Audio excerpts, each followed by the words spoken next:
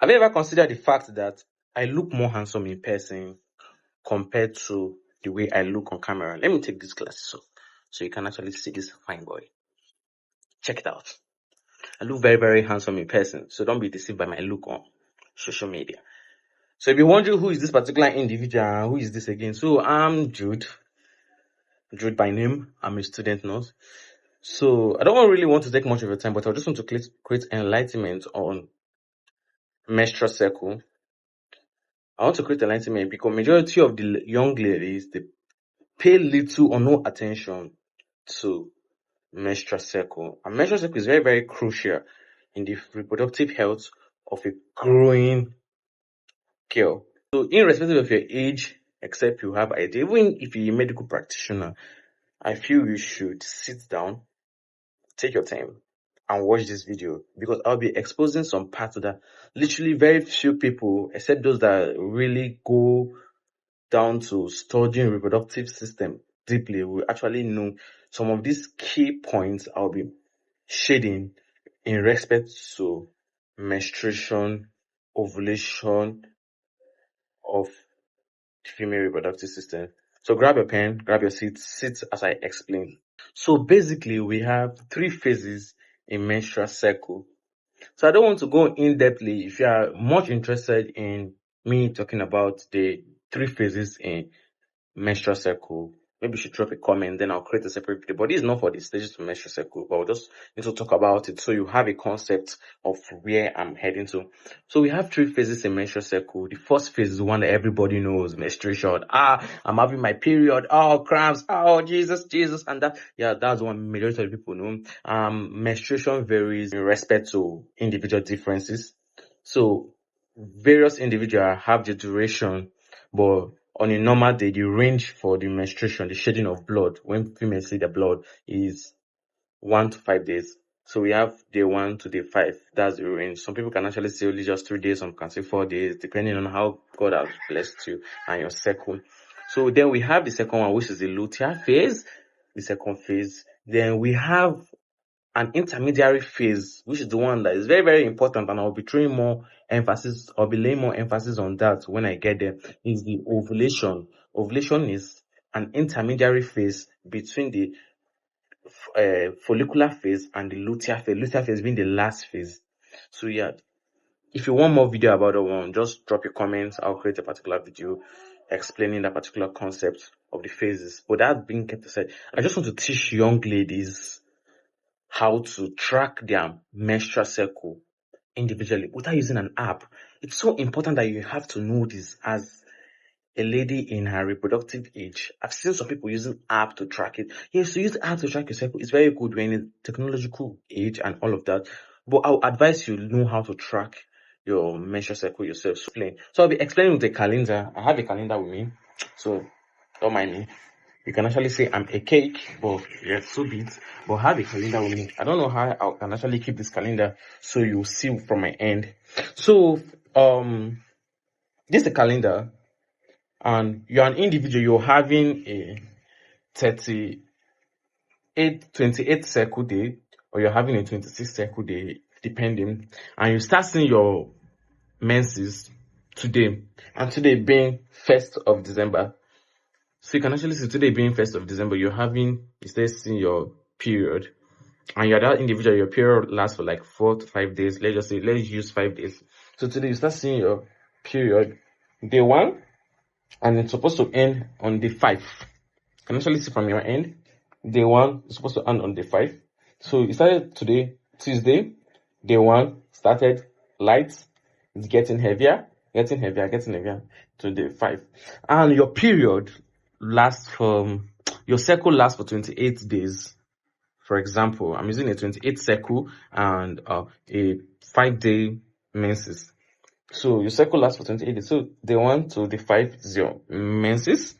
So on the day 28, it's supposed to be where you're supposed to see your next menses, if that's being understood, because you're having a 28 cycle.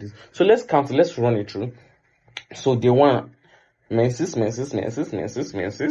it's day 5. So on day 6, your menses stopped.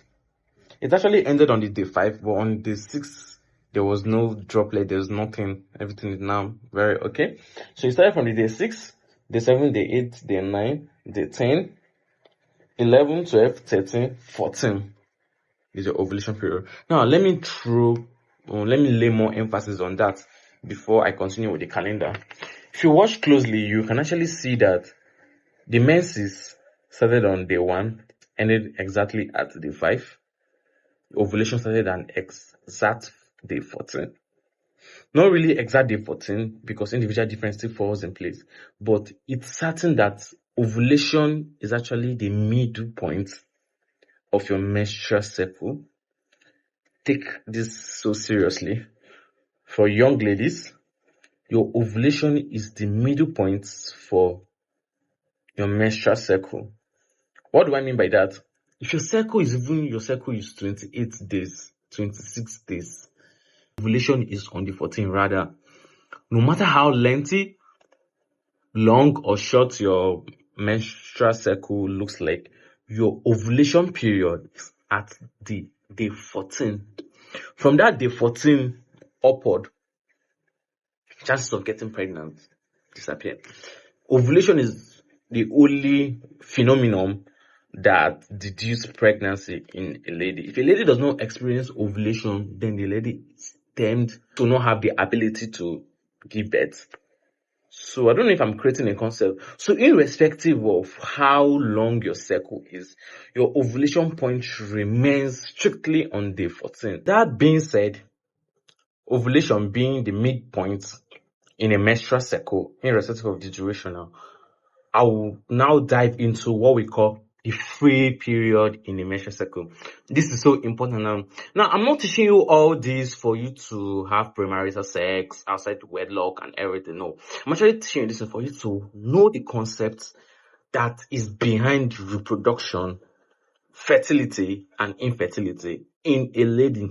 Because as a health practitioner, an upcoming health practitioner rather, we have seen concept of infertility as a resulting or infertility that resulted as the inability of a client or a patient not to be able to properly track their flow or their menstrual phases and cycle.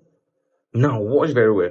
I used to tell my friends, I used to tell them this particular thing, that is a particular concept I know of. I think I thought of it myself. I'd be like, if there should be any natural phenomenon that it's so difficult to attain, is pregnancy. If you are well educated and well exposed, rather not educated now, I'm using the wrong word. If you are well exposed to reproductive health, the most difficult natural phenomenon to attain is pregnancy. Reason be that the ovulation we all talk about, the ovulation we all think, lasts for only just 24 hours. Just imagine someone giving you the particular opportunity to get pregnant, and you're only getting pregnant out of the whole of the 28th cycle. You are getting pregnant for only just 24 hours. When it gets to that ovulation period, when I will make a next video in respect to the phases of menstrual cycle, you'll get to understand ovulation very, very well. Ovulation lasts for just 24 hours. After the 24 hours, the ovum that was being secreted from the ovary degenerates. That's basically what happens. It degenerates. The moment it degenerates, the phenomenon of pregnancy disappears from the reproductive cycle of that particular woman. For that particular month, that being established, more light will be thrown on it in my next video, where I'll be explaining the phases in respect to menstrual cycle. So now, why do you need to know this? It's so important for you to know this because, one, it boosts your confidence in terms of reproductive health. Now you're a lady, you're moving up and down. You know that today is my ovulation period. I have to respect myself, stay on my own, because my ovulation lasts for 24 hours. Now, for married individuals, it helps you for you to know the exact time for you to have sexual intercourse, for you to have the ability to give birth. Because if you're having sexual intercourse outside the ovulation period, the concept of pregnancy and the aspect or the phenomenon of pregnancy declines based on the farther you move away from the day 14. Now, I said something about the free period. Let me throw emphasis on it now. So that of the free period is so interesting because as a lady, your free period is very, very versatile. Now, watch very well. As I said before in the other illustration, I want you to see the calendar so well. Said before in the other illustration that your menses starts on actual day 1 of December, for example, and it lasts for 5 days. So your free period and your middle point is 14. Just watch the one I'm holding it. 1, 14, and your whole circle is 28. So we are using the whole of this month, the whole of this December, we are using the whole concept of day 1, day 14, and day 28. These are the 3 crucial days in your circle. Day 1, your mens started. Day 14, your ovulation. Day 28, your end of that whole circle and beginning of a new menstrual phase. So now watch. Day 1, you started seeing there is now menstrual flow. That's day 1 of your free period. That's when your free period starts. So let's count the free period. The 14 is the midpoint. So 1, 2, 3, 4, 5, 6, 7, 8, 9, 10. So now free period is that exact day. Free period starts the exact day as that of your menses. There's a concept people know about. That's why I want you to pay much attention to this particular phenomenon I'm trying to explain, this particular concept I'm trying to explain. People kind of know that their free period started from the day their menses stop. That phenomenon or that concept is absolutely wrong. Your free period starts that exact day your menstrual cycle or your bleeding starts. That's when your free period starts. That exact day that your bleeding starts, that's your free period. And for individuals that have to see their menses for only 3 days, they're very, very lucky because the free period, or the first free period favors them so much. Because now, watch very well. You see your period lasts for only 3 days. 1, 2, 3. Now, day 4, day 5, day 6, day 7, day 8, you're free.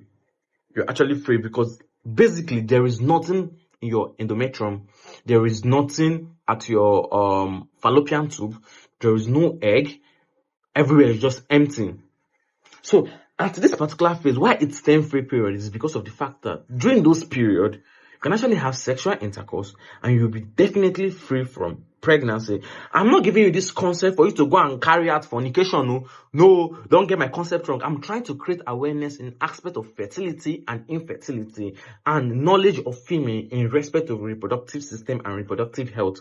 So don't use my concept, don't use my knowledge and go and buy akara from somewhere else. No. But basically, you actually, as a young lady, you basically need to know this particular concept for you to move further in your reproductive health. That is for the first free period. I forgot to make this, say this at the beginning. During free period, as a lady in a particular phase, a menstrual phase, you have 2 free periods. There is the first free period that starts at the exact day your menstruation starts. And there's the second free period that starts after your ovulation. Now, watch very well.